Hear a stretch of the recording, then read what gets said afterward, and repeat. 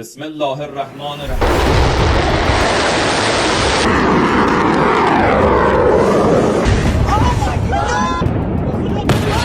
Three U.S. fighter jets were shot down and seen plummeting from the sky.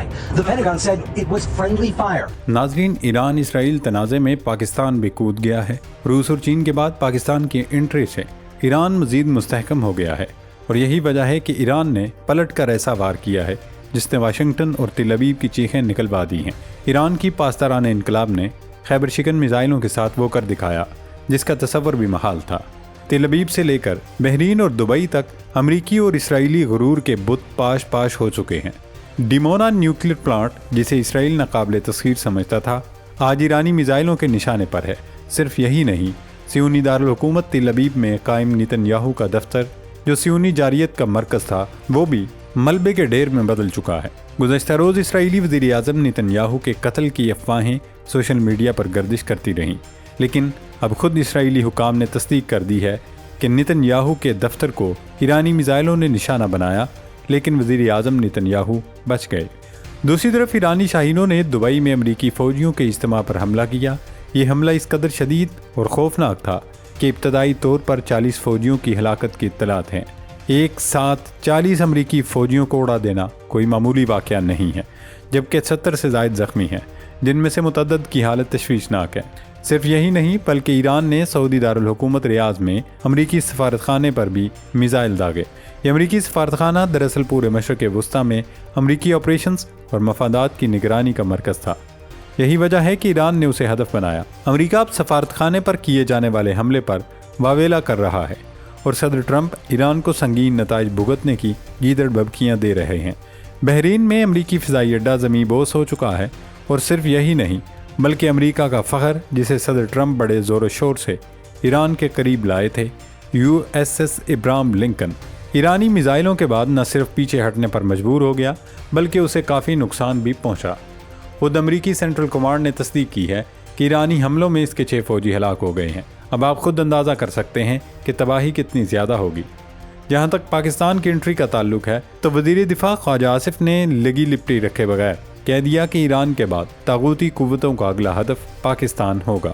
انہوں نے کہا، یہ جنگ ایران پر مسلط کی گئی ہے تاکہ اسرائیل اثر و رسوخ کو پاکستان کی سرحدوں تک لایا جا سکتا ہے.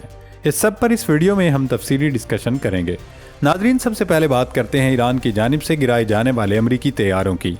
دوستو، کل کی ویڈیو میں کھوجی ٹی وی نے آپ کو بتایا تھا کہ پاسداران انقلاب نے امریکی لڑاکا طیارہ F-15 گرا دیا ہے، جس کے بعد سینٹرل کمانڈ یعنی امریکی سینٹ کام نے 3 طیارے گرائے جانے کی تصدیق کی تھی.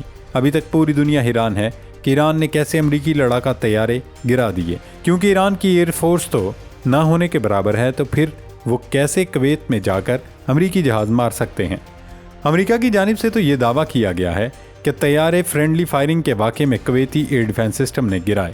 اگر یہ بات مان لی جائے تو بڑا سوال یہ ہے کہ 3 جہاز کیسے غلطی سے مارے گئے، حالانکہ جہاز کو فضا میں لاک کرتے ہی آپ کے جہاز کا اندرونی سسٹم بتا دیتا ہے کہ آپ نے غلط جہاز لاک کیا ہے.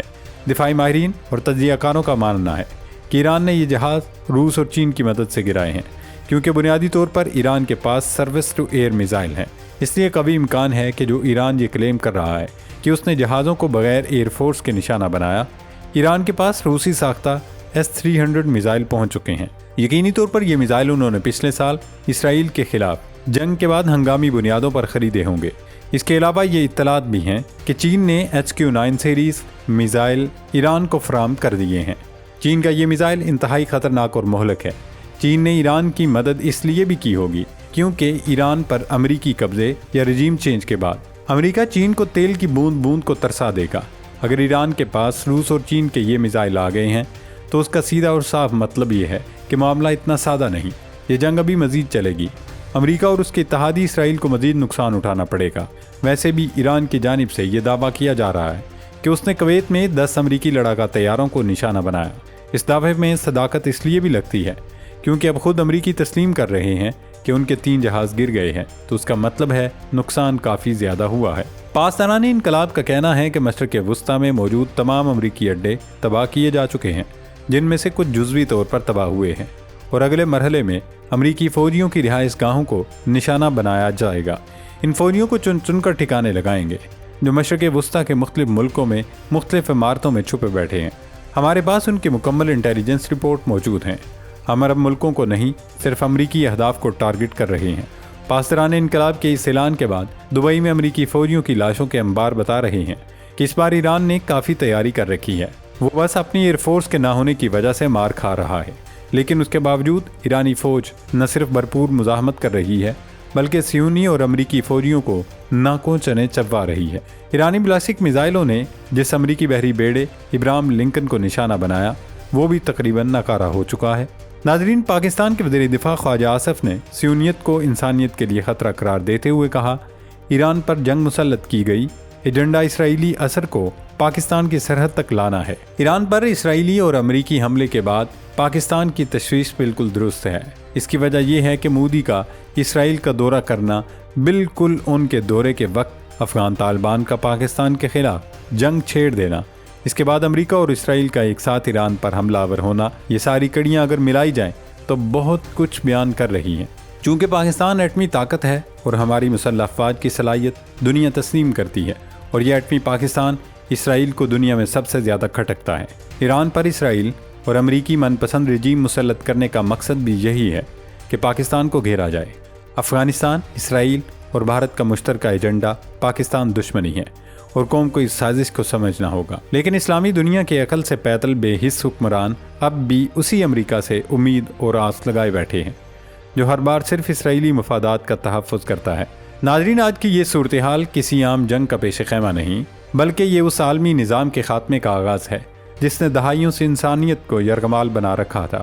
ڈمونا کی دہکتی آگ، نیتن یاہو کے دفتر کا ملبہ اور ابراہم لنکن جیسے فرعون وقت کے بحری بیڑے کا پسپا ہونا اس بات کی دلیل ہے کہ اب امریکہ کا سپر پاور ہونے کا خط مٹنے والا ہے۔ دوستو، ایران پر یہ حملہ صرف ایک ملک پر حملہ نہیں، بلکہ یہ اس گریٹ گیم کا حصہ ہے جس کا حتمی ہدف ہمارا پیارا وطن پاکستان ہے۔ وزیر دفاع خواجہ آصف کا انتباہ ہم سب کے لیے ایک تازیانہ ہے۔ اگر آج ہم نے اس صہیونی فتنے کو نہ پہچانا تو کل تاریخ ہمیں کبھی معاف نہیں کرے گی۔ روس کے S-300 اور چین کے HQ-9 میزائلوں نے ثابت کر دیا ہے کہ اب مشرق وسطی میں امریکہ کی اجارہ داری کا سورج غروب ہو رہا ہے اور مزاحمت کا ایک نیا بلاک تشکیل پا چکا ہے۔ عالمی طاقتیں اور ان کے زیر اثر میڈیا چاہے جتنے بھی پردے ڈالے، لیکن دبئی میں گرنے والی امریکی لاشیں اور ریاض سے اٹھتا دھواں گواہی دے رہا ہے کہ یہ معرکہ اب رکنے والا نہیں۔ یہ جنگ اب صرف زمین کی نہیں بلکہ بقا اور نظریے کی جنگ بن چکی ہے۔ سوال یہ ہے، کیا عالم اسلام کے حکمران اب بھی خواب خرگوش سے بیدار ہوں گے، یا پھر اسی وقت جاگیں گے جب یہ آگ ان کے اپنے دروازوں تک پہنچ جائے گی؟ اپنی رائے کا اظہار کمنٹ سیکشن میں ضرور کریں۔ کیا آپ سمجھتے ہیں کہ پاکستان کو اس نازک موڑ پر ایران کا کھل کر ساتھ دینا چاہیے، یا پھر ہمیں اب بھی غیر جانبداری کا لبادہ اوڑھے رکھنا چاہیے؟ اللہ رب العزت پاکستان سمیت عالم اسلام کی حفاظت فرمائے۔ پاکستان زندہ باد۔